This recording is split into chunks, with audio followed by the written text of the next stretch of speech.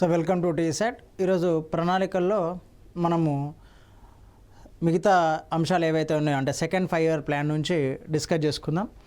So second 5 year plan మనకి రెండవ పంచవర్ష ప్రణాళిక కాలం. ఈ రెండవ పంచవర్ష ప్రణాళిక కాలం మనకు 1956 నుంచి 61 వరకు. సో దీనికి అధ్యక్షుడు కూడా సో అప్పుడు యూజువల్గా మీరు దీనికి సంబంధించి గుర్తుపెట్టుకోవాలి అంటే సో మనకు ఒక 2-3 పంచవర్ష ప్రణాళిక సమయం వరకు అంతా కూడా మనకు కాంగ్రెస్ గవర్నమెంటే ఉందండి. సో కాంగ్రెస్ గవర్నమెంటే ఉంది కాబట్టి సో ఈ అధ్యక్షుడు మనకు ఆల్మోస్ట్ ఆయన మరణించే వరకు ఆయనే ఉంటాడు. ఓకే, సో దాన్ని గుర్తుపెట్టుకోండి. సో ఈ రెండవ పంచవర్ష ప్రణాళికానికి సంఘానికి అధ్యక్షుడు నెహ్రూ. సో ఇక్కడ ఉపాధ్యక్షుడు విటి కృష్ణమాచారి. ఈయన ఇంపార్టెంట్ అండి, చాలా ఇంపార్టెంట్ ఈయన. ఓకే, ఉపాధ్యక్షుడి నుంచి మీకు ఒకవేళ ప్రణాళికకు సంబంధించి ఏదైనా క్వశ్చన్ వస్తే అది ఉపాధ్యక్షుడి నుంచే వస్తుంది. లేదు అంటే సో రూపకర్త ఎవరు అంటే మహల్నోబిస్ అండి. ఓకే, సో దీని యొక్క వృద్ధి రేటు లక్ష్యము 4.5%. సో సాధించిన లక్ష్యం ఎంత అంటే 4.3%. సో అనుకున్న లక్ష్యానికంటే ఇది తక్కువగానే సాధించిందండి. ఓకే, సో రెండవ పంచవర్ష ప్రణాళిక. సో ఇక్కడ మహల్నోబిస్ వ్యూహం ప్రకారం సో ఏదైనా యూజువల్గా ఏంటి అంటే సో భారతదేశంలో మొదటి పంచవర్ష ప్రణాళిక కాలంలో మనకు వ్యవసాయ రంగానికి అధిక ప్రాధాన్యతనిచ్చారు. Okay sir. ఓకే, సో మనకు 3 రంగాలు ఉంటాయి కదా. సో వ్యవసాయం తర్వాత పారిశ్రామిక సేవా రంగాలు. వ్యవసాయానికి ప్రాధాన్యతనిచ్చిళ్ళు. సో రెండో ప్రణాళిక మనకు పరిశ్రమల పైన పెట్టుబడులు పెడదాము అని చెప్పేసి అనుకున్నారు. పరిశ్రమల పైన పెట్టుబడులు పెడదామని భారీ మొత్తంలో పరిశ్రమల పైన పెట్టుబడులు పెడదాము అని చెప్పేసి అనుకున్నారు. సో అనుకొని పెట్టుబడులు పెట్టారు. సో ఈ రెండవ పంచవర్ష ప్రణాళిక కాలంలో మనకు ఏర్పాటు చేయబడిన పరిశ్రమలను కనుక తీసుకుంటే ఒకటి రూర్కెలా స్టీల్ ప్లాంట్ ఒడిస్సా, ఇంకొకటి Bhilai steel plant Chhattisgarh, next Durgapur steel plant west Bengal. ఈ మూడింటిని దీంట్లో భాగంగా ఏర్పాటు చేయడం జరిగింది. ఇక్కడ నుంచి మొన్న రీసెంట్గా జరిగిన గ్రూప్ 1 ఎగ్జామ్లో క్వశ్చన్ అడిగిండు. సో అంతకుముందు నెంబర్ ఆఫ్ టైమ్స్ ఈ పాయింట్ నుంచి క్వశ్చన్ అడిగిండండి. ఏ విధంగా అడుగుతాడు దీన్ని అంటే మనకి ఈ రూర్కెలా స్టీల్ ప్లాంట్ ఒకవైపు ఏమో స్టీల్ ప్లాంట్స్ ఇస్తాడు, ఒకవైపు ప్రదేశాలు రాష్ట్రాలు లేదంటే స్టీల్ ప్లాంట్ సో ఏదైతే స్టీల్ ప్లాంట్ ఉందో ఆ పేర్లు ఇస్తాడు, ఇంకోవైపు రాష్ట్రాలు ఇస్తాడండి, ఇంకోవైపు రాష్ట్రాలు ఇస్తాడు.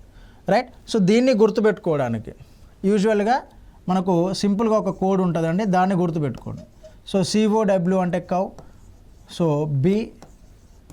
కౌ బిరుదు అని చెప్పేసి ఒక కోడ్ ఉంటుంది, దాన్ని గుర్తుపెట్టుకోండి. దీని నుంచి క్వశ్చన్ మిస్ అవ్వకుండా ఉండాలి అంటే ఈ రెండవ ప్రణాళిక నుంచి ఇక్కడ నుంచే క్వశ్చన్ అడుగుతాడు. సో ఇక్కడ C అంటే ఛత్తీస్గఢ్, B అంటే బిలాయ్, ఒడిస్సా రూర్కెలా, వెస్ట్ బెంగాల్ దుర్గాపూర్. ఓకే, ఇక్కడ నుంచి మళ్ళీ ఇంకొకటి ఏంటి అంటే ఇవి అంటే భారతదేశానికి అప్పటికి ఇన్వెస్ట్మెంట్లు మనం అభివృద్ధి చెందిన దేశంగా లేము. మనము సెల్ఫ్ రిలయన్స్ స్వతహాగా పెట్టుబడులు పెట్టుకునేంత పరిస్థితి లేదు. దానికోసమని ఏం చేసిళ్ళు అంటే వీటన్నింటినీ కూడా విదేశీ సహాయంతో ఏర్పాటు చేసిళ్ళండి. విదేశీ సహాయంతో ఏర్పాటు చేసిళ్ళు. మీకు దుర్గాపూర్ ఇనుము ఉక్కు కర్మాగారాన్ని బ్రిటన్ సహాయంతో ఇంగ్లాండ్ సహాయంతో ఏర్పాటు చేసిళ్ళు. ఓకే, సో ఇక్కడ రూర్కెలా ఇనుము ఉక్కు కర్మాగారాన్ని పశ్చిమ జర్మనీ సహాయంతో ఏర్పాటు చేసిళ్ళు. ఇది ఇంపార్టెంట్ అండి, దేశాలు కూడా ఇంపార్టెంట్. జర్మనీ సహాయంతో ఏర్పాటు చేసిళ్ళు. సో బిలాయ్ ఇనుము ఉక్కు కర్మాగారాన్ని మనకు USSR యూజువల్గా రష్యా అని చెప్పేసి అంటాం. అప్పటికి ఇంటిగ్రేషన్ అనేది జరగలేదు కాబట్టి so USSR Soviet Russia so దాని సహాయంతో ఏర్పాటు చేయడం జరిగిందండి. ఇక్కడ నుంచి క్వశ్చన్ అడుగుతాడు, ఏ దేశ సహాయంతో ఏర్పాటు చేసిళ్ళు, ఏ రాష్ట్రంలో ఏర్పాటు చేసిళ్ళు అని. ఈ 3 ప్రణాళికలపైనే మనము 2వ పంచవర్ష ప్రణాళికలో ఎక్కువగా పెట్టుబడులు అనేవి పెట్టాలి అని చెప్పేసి ఆలోచించాలి. అందుకే ఈ ప్రణాళికను ఏమంటాము అంటే భారీ పరిశ్రమల ప్రణాళిక అని చెప్పేసి అంటాం. ఓకే, ఇది సక్సెస్ ఆ ఫెయిల్యూర్ అంటే కొంత అంటే ఎక్కువ మొత్తంలో ఫెయిల్యూర్ అవ్వలేదు, బట్ సో ఆల్మోస్ట్ అనుకున్న టార్గెట్ని ఆల్మోస్ట్ రీచ్ అయింది. 4.5% అనుకుంటే 4.3 అన్నది. ఓకే, సో దీన్ని నెక్స్ట్ ఆ భారీ పరిశ్రమలని లింక్ చేస్తూ క్వశ్చన్ అడుగుతాడండి. భారీ పరిశ్రమల ప్రణాళిక అని చెప్పేసి దాన్ని రూపొందించింది ఎవరు అని చెప్పేసి మహల్నోబిస్. ఓకే, 2వ పంచవర్ష ప్రణాళిక కాలాన్ని రూపొందించింది ఎవరు, భారీ పరిశ్రమల ప్రణాళికను రూపొందించింది ఎవరు, ఇలాంటి క్వశ్చన్లు ఇక్కడ నుంచి రావడానికి అవకాశం ఉంటుంది. ప్రీవియస్ క్వశ్చన్స్ అన్నీ కూడా దీంట్లో నుంచే వచ్చినాయి. అందుకే ఇది మోస్ట్ ఇంపార్టెంట్ ప్రణాళిక అండి. ఓకే, సో దీని తర్వాత మనకు 3వ పంచవర్ష ప్రణాళిక కాలం అండి. 3వ పంచవర్ష ప్రణాళిక కాలము 1961 నుంచి 66 వరకు.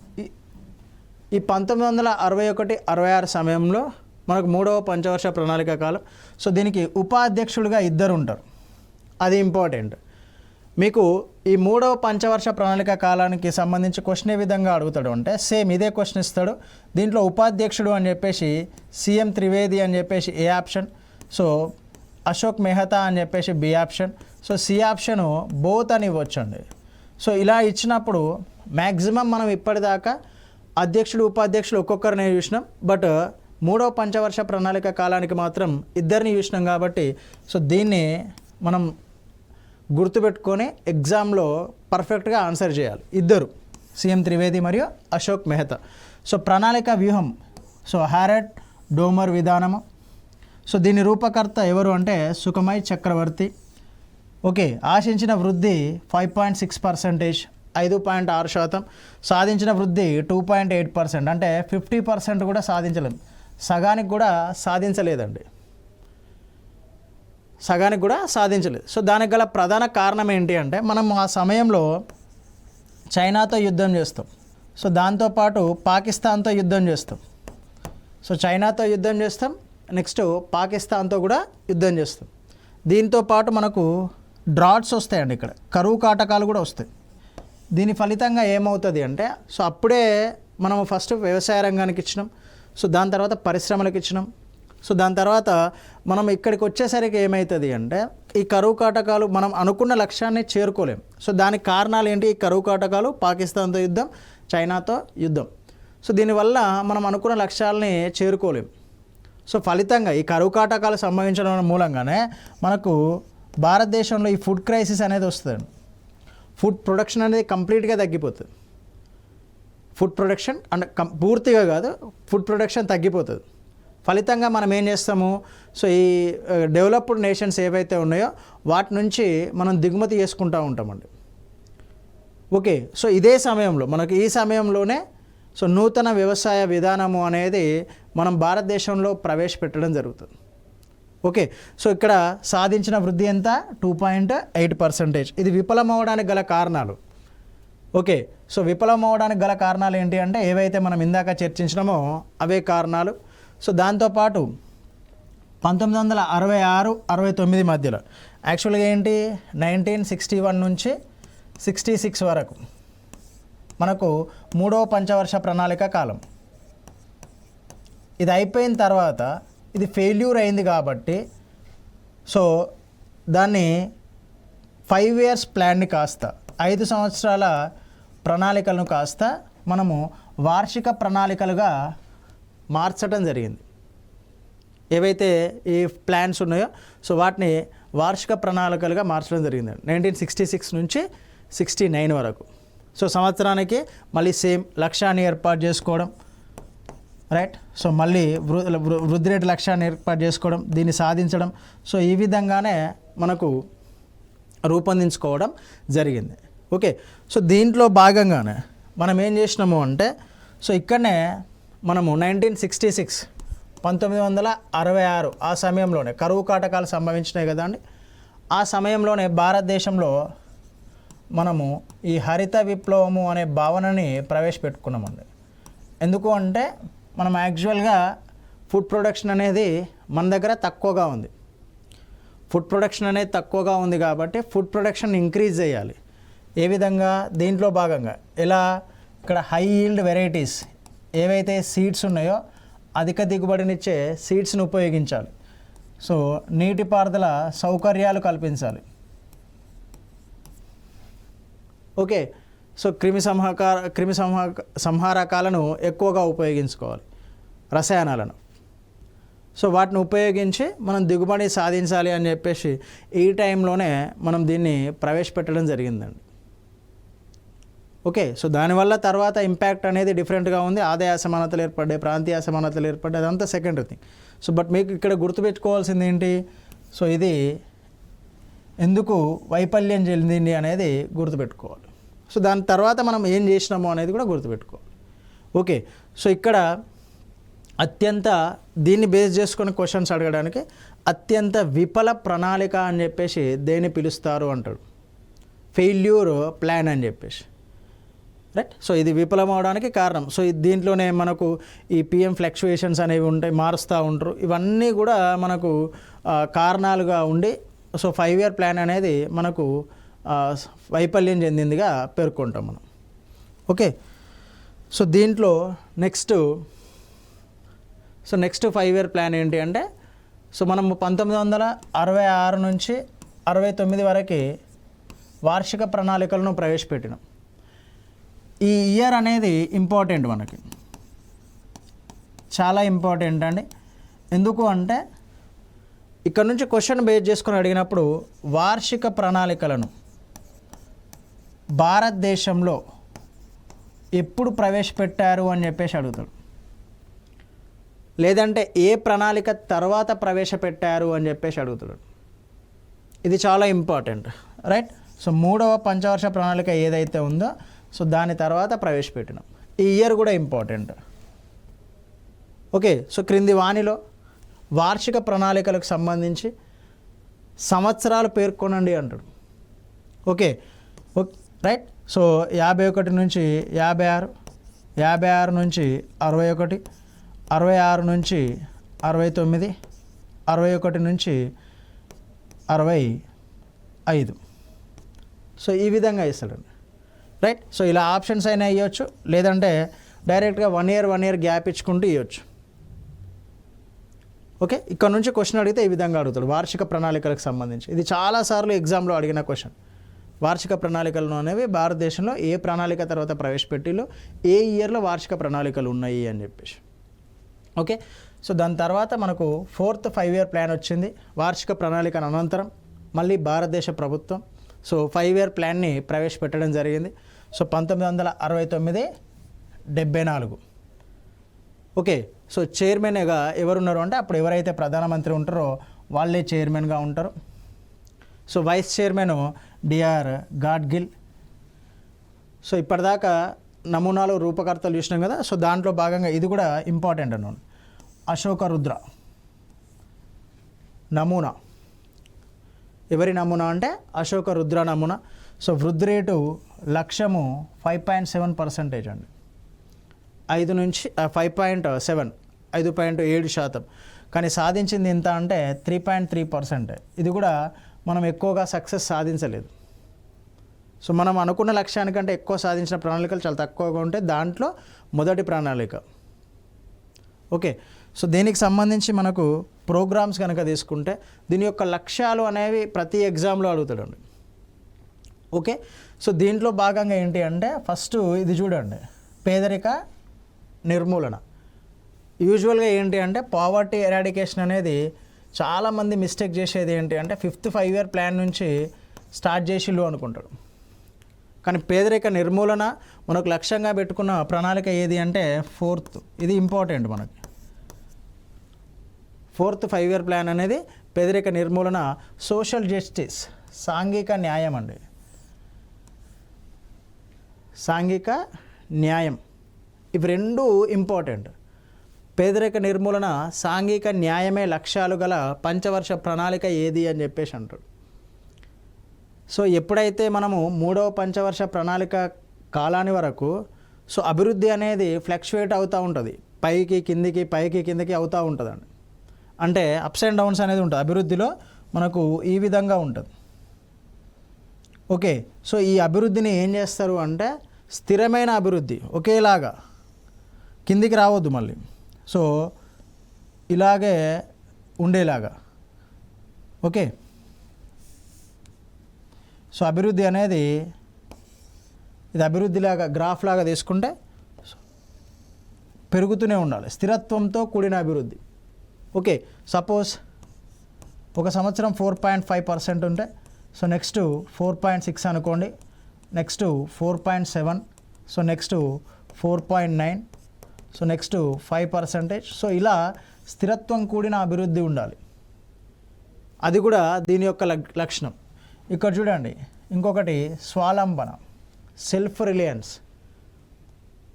ఓకే, మనము అప్పటి వరకు దేనిపైన ఆధారపడి ఉంటాం, ఇంపోర్ట్స్ పైన, దిగుమతుల పైన ఎక్కువగా ఆధారపడి ఉంటాం భారతదేశం అనేది. సో దిగుమతుల పైన ఎక్కువగా ఆధారపడి ఉంటుంది కాబట్టి సో ఆ దిగుమతుల పైన ఆధారపడకుండా భారతదేశంలోనే ఉత్పత్తి చేసేటట్టుగా ఈ స్వాలంబన అనేదాన్ని ప్రారంభించడం జరిగింది. ఓకే, సో ఇక్కడ ఇంకొక ఇంపార్టెంట్ ఏంటి అంటే సో ఈ 14 బ్యాంక్ 1969లో అప్పటి వరకు బ్యాంకింగ్ రంగం అంతా కూడా మనకు జాతీయం చేయడం జరిగిందండి. 1969లో 14 బ్యాంకులను. సో ఇక్కడ నుంచి కూడా చాలాసార్లు బేసిక్ క్వశ్చన్ అడుగుతాడు, ఏంటి అంటే ఏ పంచవర్ష ప్రణాళిక కాలంలో బ్యాంకులు జాతీయకరణ జరిగింది అని. లేదు అంటే ఎవరి కాలంలో, ఏ ప్రధానమంత్రి కాలంలో మనకు బ్యాంకుల జాతీయకరణ జరిగింది అని చెప్పేసి అడుగుతాడు. ఈ రెండింటి నుంచి క్వశ్చన్స్ అడుగుతాడు. సో లక్ష్యంగా మనము పేదరిక నిర్మూలన పెట్టుకున్నాం కాబట్టి దానికి సంబంధించి నినాదం ఏంటి అంటే గరీబీ హటావో నినాదాన్ని ఇవ్వడం జరిగింది. సో ఎవరిచ్చిళ్ళు? సో ప్రధానమంత్రి ఇచ్చిళ్ళు. సో 4వ పంచవర్ష ప్రణాళికలో లక్ష్యంగా పెట్టుకున్నాము, దానికి ఒక నినాదం కూడా ఇవ్వడం జరిగింది.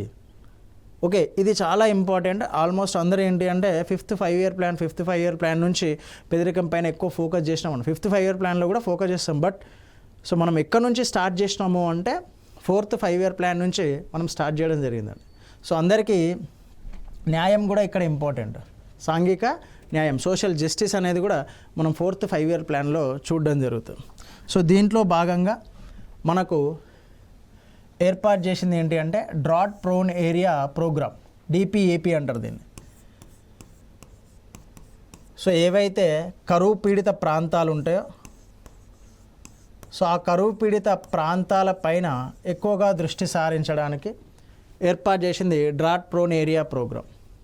దాంతోపాటు కమాండ్ ఏరియా డెవలప్మెంట్ ప్రోగ్రామ్, అంటే ఈ నీటిపారుదల సౌకర్యాలు పెంచడానికి మనకు ప్రాజెక్టులు నిర్మించాలి, చెరువులు నిర్మించాలి, కాలువలు నిర్మించాలి. సో దీంట్లో భాగంగా ఏర్పాటు చేసింది అంటే చేపట్టిన పథకం ఏది అంటే అప్పుడు ఉన్న government command area development programme. ఇది కూడా అడుగుతాడండి, CADP, రైట్. సో వీటి ఫుల్ నేమ్స్ అయినా అడగవచ్చు, లేదు అంటే ఈ 2 పథకాలు ఇచ్చి అవి ఏ పంచవర్ష ప్రణాళిక కాలంలో మనకు ప్రారంభమైనవి అని చెప్పేసి అయినా అడగడానికి ఆస్కారం ఉంటుంది, రైట్. సో నెక్స్ట్ 5వ పంచవర్ష ప్రణాళిక కాలం. సో ఇది ఎప్పటి నుంచి ఎప్పటి వరకు అంటే 1974 నుంచి 78 వరకు. ఓకే, సో 4 years ఉంటుంది. దీనికి చైర్మన్గా ఎవరు ఉంటారు అంటే ఇందిరాగాంధీ గారు ఉంటారు. సో ఉపాధ్యక్షుడు PN Haksar, రూపకర్త DP ఇత్తర్, right. So ఇక్కడ ఆశించిన వృద్ధి రేటు ఎంత అంటే 5.5%. ఆశించిన వృద్ధి రేటు మనం టార్గెట్గా ఎంత పెట్టుకున్నామంటే 5.5%. సో దాన్ని తర్వాత తగ్గించిళ్ళు. సో 4.1% అండి, 4.4% తగ్గించిళ్ళు. అయినా కూడా మనము 4.8% సాధించినాం. ఇది కొంతవరకు సక్సెస్ అనే చెప్పాలి. సో తగ్గించిన తర్వాత మనం అనుకున్న లక్ష్యాన్ని రీచ్ అయినాం కాబట్టి సో ఆ లక్ష్యాన్ని సక్సెస్ఫుల్ ప్రణాళికగా పేర్కొంటారు. మరీ వరెస్ట్ సినారియో కాదు, సో కొంతవరకు సక్సెస్ సాధించినాం కాబట్టి సక్సెస్ఫుల్ ప్రణాళికలుగానే పేర్కొంటారు. దీంట్లో భాగంగా సో దీని యొక్క ఇంపార్టెంట్ ఏంటి, దీని యొక్క లక్ష్యాలు ఏంటి అంటే ఆర్థిక సామాజిక న్యాయం. ఓకే, సో అందరికీ మీకు చూడండి అంటే ఈ economical and social justice. So దాంట్లో భాగంగానే మనం ఇంకొకటి ఏర్పాటు చేసినాం ఏంటి అంటే ప్రజా పంపిణీ వ్యవస్థ, పీడిఎస్,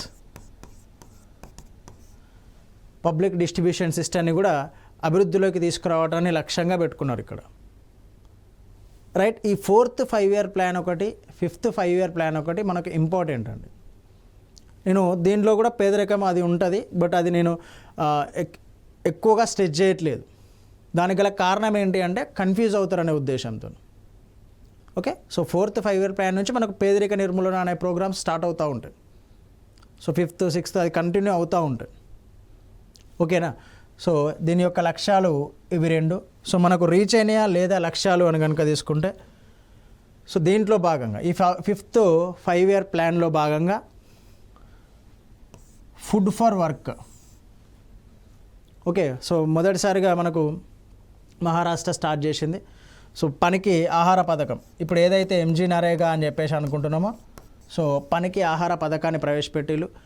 సో దాంతోపాటు ఈ 20 ఫార్ములాస్, సో ఏదైతే 20 సూత్రాల పథకం ఉందో దాన్ని ప్రవేశపెట్టిలు. సో కనీస అవసరాల పథకం, ఏదైతే మనకు ఈ ఫుడ్, వాటర్, సో రోడ్స్ అంటే మౌలిక సదుపాయాలతో పాటు సో ఏవైతే మనం ఒక ఫ్యామిలీ హౌస్ హోల్డ్కి అవసరమైతాయో వాటిని అందించడానికి ప్రభుత్వం ఈ కనీస అవసరాల పథకాన్ని తీసుకురావడం జరిగిందండి. Right, minimum needs support programme అని చెప్పేసి. సో దాంతోపాటు ఈ ఎంప్లాయ్మెంట్ని అప్పటి వరకు నిరుద్యోగుల పైన ఎక్కువగా దృష్టి సారించరు. సో ఈ 5th 5-year ప్లాన్లో ఈ 5th 5-year ప్లాన్లో ఈ అంటే ఎవరైతే నిరుద్యోగులు ఉన్నారో సో వాళ్లకు ఉద్యోగ అవకాశాలు కల్పించడానికి ఈ ట్రైజమ్ అనే ప్రోగ్రామ్ని ఇంప్లిమెంట్ చేయడం జరిగిందండి. సో ఇది ఆల్మోస్ట్ 2-3 టైమ్స్ దీని యొక్క ఫుల్ నేమ్, యాక్రోనేమ్ అనేది ఎగ్జామ్లో అడిగిండు. Okay, so training for rural, ఇక్కడ ఇది చాలా ఇంపార్టెంట్ అండి. అంటే గ్రామీణ ప్రాంతాల్లో ఇది ఎక్కడ ఇంప్లిమెంట్ చేసిళ్ళు అంటే గ్రామీణ ప్రాంతాల్లో ఇంప్లిమెంట్ చేయడం జరిగింది. So rural of youth, okay, and self employment. Okay, ఇవి దీని యొక్క యాక్రోనిమ్తోనే దాన్ని మనము ట్రైజమ్ అని చెప్పేసి పిలుస్తాం. సో గ్రామీణ ప్రాంతాల్లో ఉద్యోగ అవకాశాలు కల్పించడానికి సో ఏర్పాటు చేసిన ప్రోగ్రామ్ ఏది అంటే ఇది. సో దాంతోపాటు ఇక్కడ చూడండి ఇంటిగ్రేటెడ్ రూరల్ డెవలప్మెంట్ ప్రోగ్రామ్, ఇది కూడా ఇంపార్టెంట్ అండి. ఓకే, సో గ్రామీణ ప్రాంతాలకే ఎక్కువ ప్రాధాన్యతనివ్వడం జరిగింది 5th 5-year ప్లాన్లో. అందుకే ఈ 2 ప్రోగ్రాంలు కూడా గ్రామీణ అభివృద్ధి కోసమే తీసుకురావడం జరిగిందండి. మీరు ఇది చూడండి, పనికి ఆహార పథకం, ఇది కూడా గ్రామీణ అవసరాల కోసమే, ఇది కూడా గ్రామీణ అవసరాల కోసం. ఇవన్నీ కూడా 5th 5-year ప్లాన్లో ఏవైతే పథకాలు తీసుకొచ్చినామో, స్కీమ్స్ తీసుకొచ్చినామో సో అవన్నీ కూడా గ్రామీణ స్థాయిలో పోవర్టీని ఎరాడికేట్ చేయడానికి, ఉద్యోగాలను కల్పించడానికి సో దానికోసమే మనము తీసుకురావడం జరిగింది. ఓకే, సో దీని తర్వాత మనకున్న 74 నుంచి 78 అయిపోతుంది. సో అయిపోయిన తర్వాత మనం 78 నుంచి 80 వరకు నిరంతర ప్రణాళికలను ప్రవేశపెడతామండి. రైట్, సో ఇక్కడ దీన్ని ప్రవేశపెట్టిన వ్యక్తి ఇంపార్టెంట్, మన దగ్గర ప్రవేశపెట్టిన వాళ్ళు ఇంపార్టెంట్. సో 1 సంవత్సరం ముందుగానే అయిపోతుంది. సో దాని తర్వాత మనము నిరంతర ప్రణాళికలను ప్రవేశపెడతాం. సో ఎవరి ప్రతిపాదించలు నిరంతర ప్రణాళికలు అంటే గున్నార్ మిర్దాల్. రైట్, సో ఆ టైంలో మనకు ప్రణాళిక సంఘానికి ఉపాధ్యక్షుడిగా ఉన్న లక్డావాలా, ఇది ఇంపార్టెంట్. రైట్, సో 78లో మనకి ఈ జనతా గవర్నమెంట్ పదవిలోకి వస్తుంది. వచ్చిన తర్వాత వాళ్ళే దీన్ని ప్రవేశపెడతారు. సో ఇక్కడ క్వశ్చన్ అడిగితే గవర్నమెంట్ పేరు కూడా అడుగుతాడు, లేదంటే ప్రధానమంత్రి కూడా అడుగుతాడు. మనం ఇక్కడ ప్రణాళిక సంఘం చైర్మన్గా ఎవరిని పేర్కొంటున్నాము? మొరార్జీ దేశాయిని పేర్కొంటున్నాం. ఇక్కడ క్వశ్చన్ ఏంటాడు అంటే ఈ నిరంతర ప్రణాళికలు ప్రవేశపెట్టేటప్పుడు సో భారతదేశ ప్రణాళిక సంఘ చైర్మన్ ఎవరు అంటాడు, ప్రధాని ఎవరని అడగడు అక్కడ. సో ప్రధాని అడిగితే మనము అంటే ఈజీగా పెట్టేస్తాము అని చెప్పేసి వాడు ప్రణాళిక సంఘం చైర్మన్ ఎవరు అని అడుగుతాడు, రైట్. లేదు అంటే పేరు కాకుండా ఏ గవర్నమెంట్ ఏ ప్రభుత్వంలో, నేను ఇందాక చెప్పినట్టు కొంతకాలం వరకు కాంగ్రెస్ హయాంలోనే మొత్తం భారతదేశం అంతా ఉంటుంది కాబట్టి మ్యాక్సిమం కాంగ్రెస్ గవర్నమెంటే అని చెప్పేసి అనుకుంటారు. సో అలా బ్లైండ్గా వెళ్ళకుండా 78లో జనతా ప్రభుత్వం వస్తుంది. సో జనతా ప్రభుత్వమే మనకు ఈ నిరంతర ప్రణాళికలను భారతదేశంలో ప్రవేశపెడుతుంది. సో దాన్ని అంటే గున్నార్ మిర్దాల్ని ఇన్స్పిరేషన్గా తీసుకొని మనకు భారతదేశంలో ఈ నిరంతర ప్రణాళికలను ప్రవేశపెట్టింది ఎవరు అంటే లక్డవాల్ అండి, రైట్. సో అందుకే ఆయనను భారతదేశంలో నిరంతర ప్రణాళికల రూపకర్త అని చెప్పేసి పిలుస్తాం. నిరంతర ప్రణాళికల రూపకర్త అంటారు, రైట్. సో ఇక్కడ ఇది 5వ పంచవర్ష ప్రణాళికకు సంబంధించి. సో ఇది ఇంపార్టెంట్. ఈ 4th, 5th 5-year ప్లాన్ నుంచే మనకు ఎక్కువ క్వశ్చన్స్ రావడానికి అవకాశం ఉంటుంది. సో నిరంతర ప్రణాళికల తర్వాత మళ్ళీ కాంగ్రెస్ గవర్నమెంట్ అధికారంలోకి వస్తుంది. అంటే 1978 నుంచి. సో ఈ ప్రధానమంత్రుల కాలం, గవర్నమెంట్స్ కాలం గుర్తుపెట్టుకుంటే మీకు ఎప్పుడెప్పుడు వార్షిక ప్రణాళికలు ఎప్పుడు, నిరంతర ప్రణాళికలు ఎప్పుడు అనేది ఈజీగా గుర్తుండడానికి అవకాశం ఉంటుంది. సో 6వ పంచవర్ష ప్రణాళిక కాలము మనకు 1980 నుంచి 85 వరకు.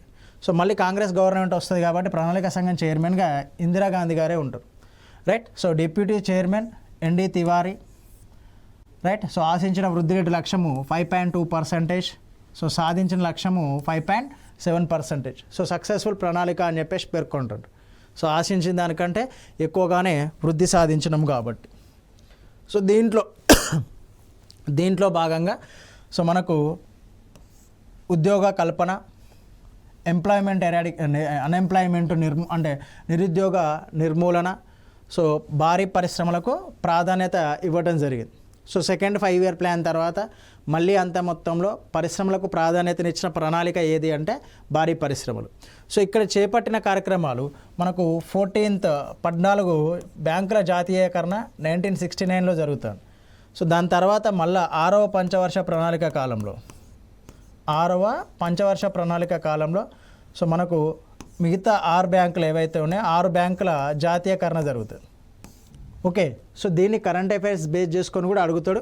సో ఇప్పుడున్న జాతీయ బ్యాంకుల సంఖ్య ఎంత అని కూడా అడగొచ్చు అండి, ఓకే. సో దాంట్లో భాగంగా ఉద్యోగ కల్పనలో భాగంగా, రైట్. సో ఈ డ్వాక్రా స్కీమ్ని ఇంట్రడ్యూస్ చేయడం జరిగిందండి, రైట్. సో దాంతోపాటు అప్పుడు ఈ అగ్రికల్చర్ డెవలప్మెంట్ కోసం శివరామన్ కమిటీ సిఫార్సుల మేరకు మనకు దీన్ని ఏ కమిటీ సిఫార్సుల మేరకు ఏర్పాటు చేస్తారు అంటే శివరామన్ కమిటీ సిఫార్సుల మేరకు national bank for agriculture and rural డెవలప్మెంట్ని ఏర్పాటు చేయడం జరుగుతుంది, ఓకే. సో నిరుద్యోగ నిర్మూలన జరగాలంటే గ్రామీణ ప్రాంతాల్లో మనకు ఉద్యోగాల కల్పన జరగాలి. సో గ్రామీణ ప్రాంతాల్లో ఈ అగ్రికల్చర్ని డెవలప్ చేయడానికి సో మనకు ఈ national bank for agriculture and rural డెవలప్మెంట్ని శివరామన్ కమిటీ సిఫార్సుల మేరకు ఏర్పాటు చేయడం జరిగింది, ఓకే. సో ఇక్కడ నుంచి మనకు క్వశ్చన్ ఏ విధంగా వస్తుంది అంటే ఫస్ట్ స్టేట్మెంట్ల రూపంలో అడిగితే డైరెక్ట్ ఉద్యోగాల కల్పన, నిరుద్యోగ నిర్మూలన ఏ పంచవర్ష ప్రణాళిక యొక్క లక్ష్యము అంటాడు. లేదు అంటే ఇది అనుకున్న దానికంటే ఎక్కువగా మనకు సక్సెస్ అయింది కాబట్టి ఈ ఆశించిన వృద్ధి రేటు, సాధించిన లక్ష్యము అడుగుతాడు. లేదు అంటే ఈ national bank for agriculture and rural development అనేది అడుగుతాడు. సో మనం ఈరోజు డిస్కస్ చేసిన సెషన్స్లో 4th, 5th, 6th 3 కూడా చాలా చాలా ఇంపార్టెంట్. మీరు ఆ ప్రణాళిక యొక్క లక్ష్యాన్ని గుర్తుపెట్టుకొని ఆ ప్రోగ్రామ్స్ చదివితే చాలా ఈజీగా గుర్తుంటాయండి. సో గరీబీ హఠావో నినాదం చాలాసార్లు అడిగిండు, 20 సూత్రాల పథకం చాలాసార్లు అడిగిండు, నాబార్డ్ యొక్క ఫుల్ నేమ్ చాలాసార్లు అడిగిండు. నెక్స్ట్ 2nd, 3rdకి వచ్చేసరికి భారీ పరిశ్రమల ప్రణాళికని దేన్ని అంటారు అని చెప్పేసి అడిగిండు. నెక్స్ట్ 3rd 5-year ప్లాన్ విఫలం అవ్వడానికి గల కారణాలు అడిగాడు. ఈ రెండింటి మధ్యలో మనకు 2 డిఫరెంట్ ప్రణాళికలు ఉంటాయి. ఒకటేమో వార్షిక ప్రణాళిక, అది మనకు 3వ పంచవర్ష ప్రణాళిక తర్వాత చేసుకున్నాం. నెక్స్ట్ నిరంతర ప్రణాళిక, సో దాన్ని మనము 5వ పంచవర్ష ప్రణాళిక టైం తర్వాత వేసుకున్నాం. సో అక్కడ గవర్నమెంట్స్ కానీ ప్రధానమంత్రులు కానీ అలాంటివన్నీ మనం డిస్కస్ చేయడం జరిగింది. అవి మోస్ట్ ఇంపార్టెంట్, ఎగ్జామ్ ఓరియంటెడ్గా చాలా చాలా ఇంపార్టెంట్ బిట్లు అండి ఇవి. ఓకే, మ్యాచ్ ద ఫాలోయింగ్ అయినా అడగొచ్చు, లేదంటే డైరెక్ట్ స్టేట్మెంట్ల రూపంలో అయినా అడగొచ్చు, రైట్. సో మనము నెక్స్ట్ సెషన్స్లో ప్రణాళికల్లో ఇంకా మిగతా ఏవైతే ప్రణాళికలు ఉన్నాయో వాటిని డిస్కస్ చేసి దాంతోపాటు నీతి ఆయోగ్ను కూడా డిస్కస్ చేయడం జరుగుతుంది. Thank you.